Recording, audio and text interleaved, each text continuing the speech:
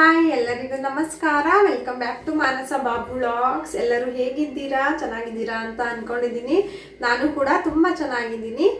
ಇವತ್ತು ಏನು ಅಡುಗೆ ಮಾಡೋಣ? ಅಡುಗೆ ಅಲ್ಲ, ಇದು ಸ್ನ್ಯಾಕ್ಸ್ ಮಾಡೋಣ ಅಂತ ಕಿಚನಿಗೆ ಬಂದಿದ್ದೀನಿ. ಇದ್ರದ್ದು ಸ್ನ್ಯಾಕ್ಸ್ ಮಾಡೋಣ ಅಂತ ಆಲೂಗೆಡ್ಡೆ. ಇದೇನಪ್ಪ ಆಲೂಗೆಡ್ಡೆ ಎತ್ಕೊಂಡು ನಿಂತಿದ್ದಾಳೆ ಅಂತ ನೋಡಿದ್ರಾ? ಇದರಿಂದ ಚಿಪ್ಸ್ ಮಾಡೋಣ ಅಂತ ಹೊರಗೆ ಹೋಗಿ ತಂದು ಯಾವ್ಯಾವ ಎಣ್ಣೆಲಿ ಮಾಡಿರ್ತಾರೋ ಗೊತ್ತಿಲ್ಲ. ಆ ಎಣ್ಣೆದು ಎಲ್ಲ ತಿಂತಿರ್ತೀವಿ ಚಿಪ್ಸು. ಮನೇಲಿ ಈವ್ನಿಂಗ್ ಆದರೆ ಎಲ್ಲ ಹೇಳ್ತಾ ಇರ್ತಾರಲ್ಲ, ಏನಾದರೂ ತಿನ್ನಕ್ಕೆ ಬೇಕು ಅಂತ. ಅದಕ್ಕೆ ಇವತ್ತು ಬೇಕ್ರಿ ಮತ್ತು ಹೊರಗಡೆ ಎಲ್ಲ ಮಾಡ್ತಾ ಇರ್ತಾರಲ್ಲ, ಅದೇ ಥರ ಚಿಪ್ಸು ಮನೇಲಿ ಹೇಗೆ ಮಾಡ್ಕೊಳ್ಳೋದು ಅಂತ ನೋಡೋಣ ಬನ್ನಿ. ಈಗ ಮೊದಲಿಗೆ ನಮಗೆ ಆಲೂಗೆಡ್ಡೆ ಬೇಕು. ಆಲೂಗೆಡ್ಡೆ ಯಾವ ಥರ ಬೇಕು ಅಂತ ಹೇಳಿದ್ರೆ ಈ ಥರ ಬೇಕು. ಹಳೇದಿರುತ್ತಲ್ಲ, ಅದು ಮೆತ್ತಗೆ ಆ ಥರ ಆಲೂಗೆಡ್ಡೆ ತೊಗೋಬೇಡಿ. ಈ ಥರ ಹೊಸದು ಬಂದಿರುತ್ತಲ್ಲ, ಸಿಪ್ಪೆ ಎಲ್ಲ ಸ್ವಲ್ಪ ಸಣ್ಣದಾಗಿರುತ್ತಲ್ಲ, ತಿಕ್ಕಾಗಿರೋದು ತೊಗೋಬೇಡಿ. ಸ್ವಲ್ಪ ತಿನ್ನಾಗಿರೋ ಲೇಯರ್ ಬರುತ್ತೆ ಆಲೂಗೆಡ್ಡೆ, ಆ ಥರ ಆಲೂಗೆಡ್ಡೆ ತೊಗೊಳ್ಳಿ. ನಾನೊಂದು 3 ತೊಗೊಂಡಿದ್ದೀನಿ. ಮತ್ತು ಚಿಕ್ಕದು ತೊಗೋಬೇಡಿ, ದೊಡ್ಡದು ತೊಗೊಳ್ಳಿ. ನಿಮಗೆ ಎಷ್ಟು ಕ್ವಾಂಟಿಟಿ ಬೇಕು ನೋಡಿಕೊಂಡು ಆಲೂಗೆಡ್ಡೆ ತಗೊಳ್ಳಿ. ಮೊದಲಿಗೆ ಇದನ್ನು ಚೆನ್ನಾಗಿ ತೊಳ್ಕೊಂಡು ಸಿಪ್ಪೆ ಸುಳ್ಕೊಳ್ಳೋಣ.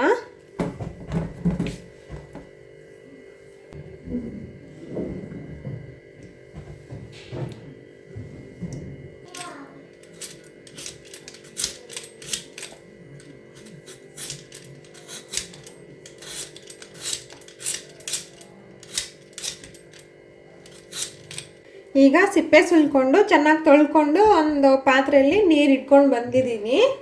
ಮತ್ತು ಈ ಥರದ್ದು ಸ್ಲೈಸ್ ಆಗಿ ಕಟ್ ಮಾಡೋದು ತೊಗೊಂಡಿದ್ದೀನಿ.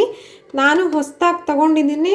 ಮತ್ತು ಕ್ಯಾರೆಟ್ ಎಲ್ಲ ತುರಿತೀವಲ್ಲ, ಅದರಲ್ಲಿ ಇಷ್ಟು ತೆಳ್ಳಗೆ ಕಟ್ ಮಾಡೋಕ್ಕಾಗಲ್ಲ ಸ್ಲೈಸ್ ಮಾಡೋಕ್ಕೆ. ಅದಕ್ಕೆ ಈ ಥರದ್ದೊಂದು ತೊಗೊಂಡು ಇಟ್ಕೊಂಡಿರಿ.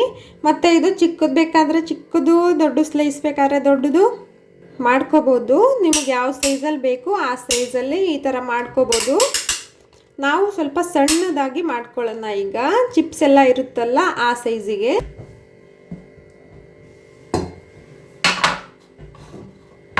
ನಿಮಗೆ ಈಗ ತೋರಿಸ್ತಿದ್ದೀನಿ ಹೇಗೆ ಮಾಡಬೇಕು ಅಂತ.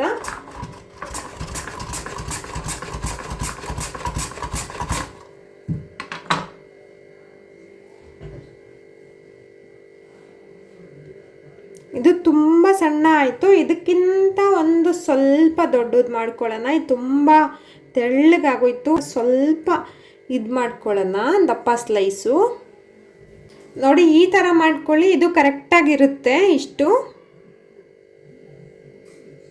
ಇದು ಕರೆಕ್ಟಾಗಿ ಸ್ಲೈಸ್ ಆಗಿದೆ. ಇದೇ ಥರನೇ ಈಗ ಎಲ್ಲ ಸ್ಲೈಸ್ ಮಾಡ್ಕೊಂಡು ಇಟ್ಕೊಳ್ಳಿ.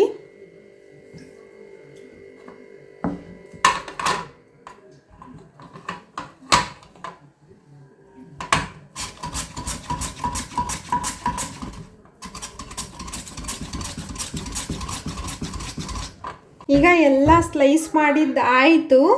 ಈಗ ಇದು ಸ್ವಲ್ಪ ಜಾರ್ತಾ ಇದೆ. ಇದನ್ನು ಸ್ಲೈಸ್ ಮಾಡೋಕ್ಕಾಗ್ತಿಲ್ಲ. ಇದನ್ನು ಸಾಂಬಾರಿಗೆ ಯೂಸ್ ಮಾಡ್ಕೊಳ್ಳಿ, ಇಲ್ಲಾಂದರೆ ಫ್ರೆಂಚ್ ಫ್ರೈಸು ಇಲ್ಲ ಆಲೂ ಬೋಂಡ ಯಾವುದಕ್ಕಾದರೂ ಯೂಸ್ ಮಾಡ್ಕೊಳ್ಳಿ. ನಾನು ಇದನ್ನ ಬಿಟ್ಟುಗೆ ಫ್ರೆಂಚ್ ಫ್ರೈಸ್ ಮಾಡಿಕೊಡ್ತೀನಿ, ಅವನಿಗಿಷ್ಟ. ಮತ್ತು ಈಗ ನೋಡಿ ಎಷ್ಟು ಚೆನ್ನಾಗಿ ಸ್ಲೈಸ್ ಆಗಿದೆ.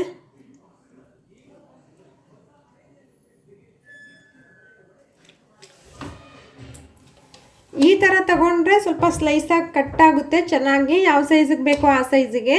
ನಾವು ಕ್ಯಾರೆಟ್ ತುರಿಯೋದ್ರಲ್ಲೂ ಇರುತ್ತೆ. ನಾವು ಅದರಲ್ಲಿ ಮಾಡ್ತೀವಿ ಅಂದರೆ ಇಷ್ಟು ಸಣ್ಣಗೆ ಬರಲ್ಲ, ಅದು ಕೈಯೆಲ್ಲ ಕಟ್ ಮಾಡ್ಕೋತೀವಿ. ನಿಮಗೇನಾದರೂ ಇದು ವೇಸ್ಟ್ ಮಾಡೋಕ್ಕೆ ಇಷ್ಟ ಇಲ್ಲ ಅಂತ ಹೇಳಿದ್ರೆ ಇದರಲ್ಲೇ ಇನ್ನು ಸ್ವಲ್ಪ, ಇದು 80 ರೂಪೀಸು. ಇದಕ್ಕಿಂತ ಒಂದು ಬೇರೆ ಥರ ಬರುತ್ತೆ, ಅದರಲ್ಲಿ ಹಿಂಗೆ ಇದಕ್ಕೆ ಹಾಕ್ಕೊಂಡು ಹಿಂಗೆ ತುರಿಬೋದು. ಆ ಥರನೂ ಕೊಟ್ಟಿರ್ತಾರೆ. ಅದು 180. ನಾನು ಸುಮ್ಮನೆ ಅದೇನಕ್ಕೆ ಇದರಲ್ಲೇ ತುರ್ಕೋಬೋದು ಅಂತ ತಂದೆ. ಬಟ್ ಇದು ತುಂಬ ಜಾರ್ತಾ ಇದೆ, ಕೈ ಕಟ್ಟಾಗೋ ಚಾನ್ಸ್ ತುಂಬ ಇರುತ್ತೆ. ಅದಕ್ಕೇ ನಾನು ಕಟ್ ಮಾಡ್ತಿಲ್ಲ, ಇದರಲ್ಲಿ ಸ್ಲೈಸ್ ಮಾಡ್ತಿಲ್ಲ. ಈಗ ಇದನ್ನು ಫ್ರೆಂಚ್ ಫ್ರೈಸ್ ಮಾಡ್ಕೋತೀನಿ.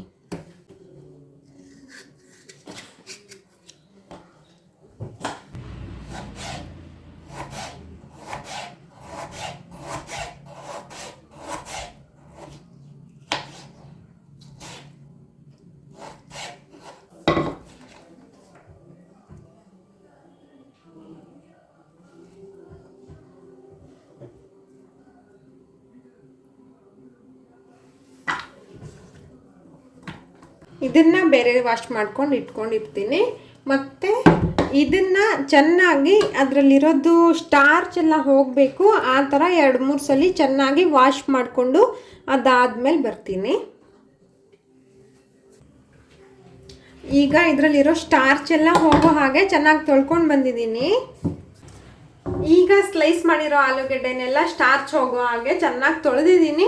ತೊಳ್ಕೊಂಡು ಒಂದು ಚೆನ್ನಾಗಿರೋ ಕಾಟನ್ ಬಟ್ಟೆ ಮೇಲೆ ನಾನು ಟವಲ್ ಎತ್ಕೊಂಡಿದ್ದೀನಿ. ಒಂದು ಚೆನ್ನಾಗಿರೋ ಒಂದು ಕಾಟನ್ ಬಟ್ಟೆ ಮೇಲೆ ಎಲ್ಲ ಹಾರಾಕಬೇಕು. ಅದು ಚೆನ್ನಾಗಿ ಹಾರಿದ ಮೇಲೇ ಎಣ್ಣೆಗೆ ಹಾಕಿ ಕರಿಬೇಕು. ಮೊದಲು ಬನ್ನಿ ಹಾರಾಕನ ಎಲ್ಲ.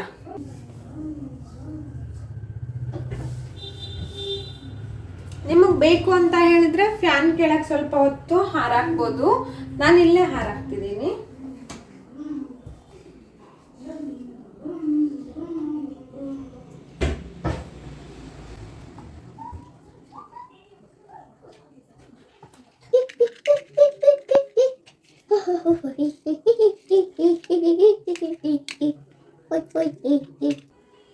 ಇಲ್ಲಿ ನೋಡಿ, ಈಗೆಲ್ಲ ಈಗ ಹಾರಾಕಿದ್ದೀನಿ. ನಿಮಗೆ ಬೇಕು ಅಂತ ಹೇಳಿದ್ರೆ ಒಂದು ಬೇರೆ ಕಾಟನ್ ಬಟ್ಟೆ ಎತ್ಕೊಂಡು ಇದ್ರ ಮೇಲಿಂದನೂ ಹೀಗೀಗೆ ಮಾಡ್ಕೋಬೋದು.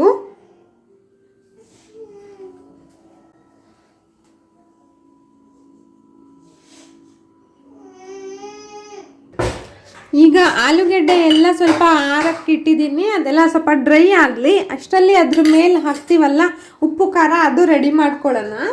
1 ಸ್ಪೂನು ಅಚ್ಚ ಖಾರದ ಪುಡಿ ಮತ್ತು ಸ್ವಲ್ಪ ಉಪ್ಪು ಹಾಕ್ಕೊಂಡು ಮಿಕ್ಸ್ ಮಾಡ್ಕೋಬೇಕು.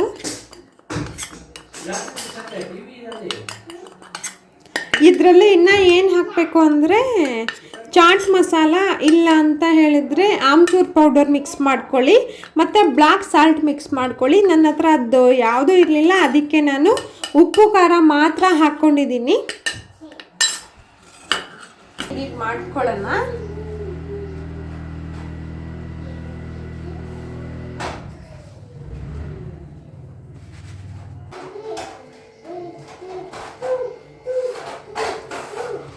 ಈಗ ಡೀಪ್ ಫ್ರೈ ಮಾಡೋಕ್ಕೆ ಅಂತ ಒಂದು ಬಾಣಲಿ ತಗೊಳ್ಳಿ. ಅದರಲ್ಲಿ ಎಣ್ಣೆ ಹಾಕ್ಕೊಳ್ಳಿ.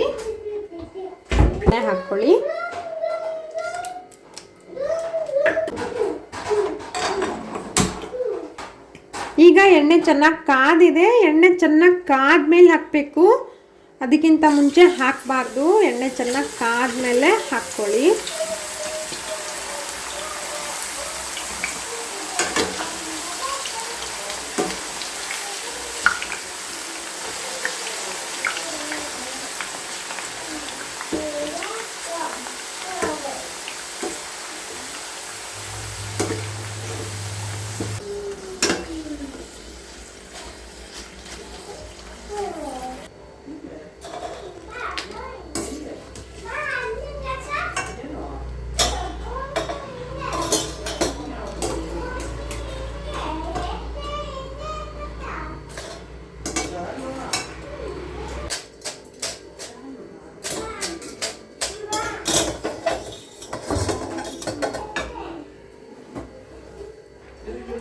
ಈ ಥರ ಒಂದು ಜಾಲರಿಲಿ ಹಾಕ್ಕೊಳ್ಳಿ. ಇದರಲ್ಲಿರೋದು ಎಣ್ಣೆ ಎಲ್ಲ ಕೆಳಗೆ ಹೋಗುತ್ತೆ.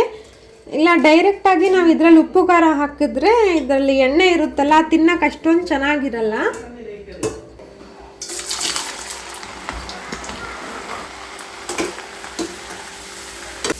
ಹೇಳಬೇಕು ಅಂದರೆ ಫ್ರೆಂಚ್ ಫ್ರೈಗೆ ಹಾಫ್ ಬಾಯ್ಲ್ ಮಾಡಿಬಿಟ್ಟು ಹಾಲನ್ನ ಅದಾದಮೇಲೆ ಎಣ್ಣೆಗೆ ಹಾಕಬೇಕು. ನಾನು ಡೈರೆಕ್ಟಾಗಿ ಎಣ್ಣೆಗೆ ಹಾಕಿನೇ ಫ್ರೈ ಮಾಡ್ಕೊತಿದ್ದೀನಿ.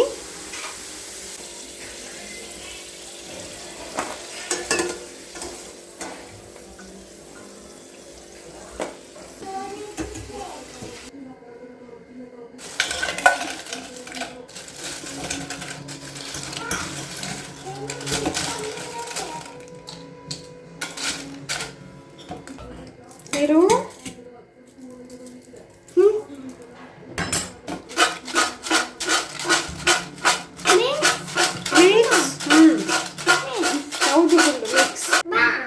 ನೋಡಿ, ಮನೆಯಲ್ಲೇ ಸುಲಭವಾಗಿ ಹೇಗೆ ಆಲೂಗೆಡ್ಡೆ ಚಿಪ್ಸ್ ಮಾಡೋದು ಅಂತ ತೋರಿಸಿದ್ದೀನಿ.